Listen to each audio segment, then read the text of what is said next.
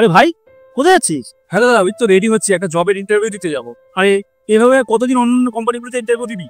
কোনো এক কাজ কর, আমার সাথে আমার কোম্পানিতে কাজ কর, ঠিক আছে? আর আমরা দুজন একসঙ্গে কাজ করলে আমাদের ইনকামও বেশি হবে, প্রফিটও বেশি হবে। ঠিক আছে দাদা। তুমি কি পাগল হয়ে গেলে নাকি? কেন, কি হয়েছে? তুমি কি আর কাউকে পেলে না যে ওকে কাজে নিচ্ছ? তো কি হয়েছে? ও তো আমার ভাই। আরে আমি তো ভাই বলেই বলছি, আজকে যদি ও ভালো করে কাজ না করে, যদি ছুটি করে, তুমি কি ওর টাকা কাটতে পারবে নাকি তুমি ওকে কিছু বলতে পারবে ঠিক মতো? আরে আমার ভাই হয়, ও যদি কোনো ভুল করে তাহলে আমি ওকে বুঝিয়ে দেবো। আর ছুটি করার কথা বলছো? ওর যদি কোনো দরকারি কাজ থাকে ও তো ছুটি নেবেই, সেই কাজটা তো করবেই না। তুমি আমার কথাটা বুঝতেই পারছো না আমি কি বলতে চাইছি। ও যদি ভালো কাজ শিখে যায় তাহলে তো ও তোমাকে টেক্কা দিতে থাকবে। আমি তো বুঝতে পারলাম। আরে শোনো, আজকাল কারোর উপর এরকম ভরসা করা যায় না। ও যদি ভালো মতো কাজ শিখে যায় তাহলে তোমাকে তোমার বিজনেস থেকে লাথি মেরে বার করে দেবে। আর এটা ভুলে যাও না, ও তোমার ছোট ভাই, এই সম্পত্তির উপর ওর অধিকার আছে। হ্যাঁ, তুমি ঠিকই বলেছো। ও যদি পুরো কাজটা শিখে যায় তাহলে আমার উপরে অধিকার ফলাবে। একটা কাজ করি, আমি ওকে ডেকে না করে দিই। আরে হ্যাঁ হ্যাঁ, ওকে না করে দাও। কিন্তু আমি ভাবছি আমি যদি ওকে ডাইরেক্ট না করে দিই ও তো খারাপ ভাববে না? আরে ডাইরেক্ট কেন না করবে? আমার কাছে একটা ভালো প্ল্যান আছে। প্ল্যান? কি প্ল্যান? আরে তুমি ওকে ডেকে বলবে যে আমি তোকে একসাথেই রাখবো, কিন্তু এখন বিজনেসে অনেকটা মন্দা পড়েছে, মার্কেটে অনেক ধার বাকি পড়ে গেছে, আর এই ধার বাকিটা দুজন মিলেই শোধ করতে হবে, তবেই আমরা বিজনেসে লাভ দেখতে পাবো।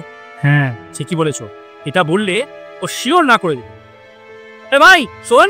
হ্যাঁ দাদা বলো। ভাই তুই এদিকে শোন না। হ্যাঁ দাদা শোন না, আমরা দুজন কাজ তো একসাথেই করবো, কিন্তু এখন ব্যবসাটা না একটু মন্দা যাচ্ছে বুঝলি। আর মার্কেটের যা অবস্থা, মার্কেটে অনেক ধার দেনা পড়ে গেছে, তাই জন্য আমি চড়া সুদের লোন নিয়েছি, আর সেই লোনটা আমার দুজনকে শোধ করতে হবে, তাহলেই লাভের মুখটা দেখতে পাবো। কি বলছো দাদা? তুমি এত টাকা মার্কেট থেকে লোন নিয়ে বসে আছো, এত টাকা ধার দেনা রয়েছে তোমার উপর, আর সেটা তুমি আমাকে এখন জানাচ্ছ?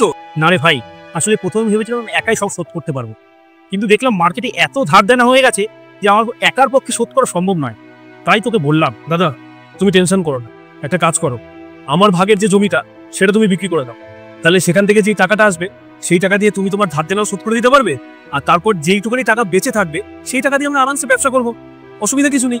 আরে ভাই, তুই নিজের জমিটা বিক্রি করবি কেন? দাদা তোমার বিয়ে হয়ে গেছে, তোমার উপর একটা সংসারের দায়িত্ব রয়েছে, তোমাকে অনেক জায়গায় কৈফত দিতে হবে। আমার কিসের কৈফত?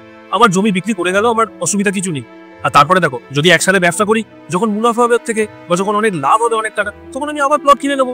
হ্যাঁ ভাই, তুই ঠিকই বলেছিস। আমরা যদি একসঙ্গে কাজ করি তাহলে আমাদের প্রচুর লাভ হবে, তখন জমি কেন আমরা বাংলাও কিনতে পারবো। না রে ভাই, আমি তোর সঙ্গে মজা করছিলাম, আমার ব্যবসায় কোনো লোকসান হয়নি।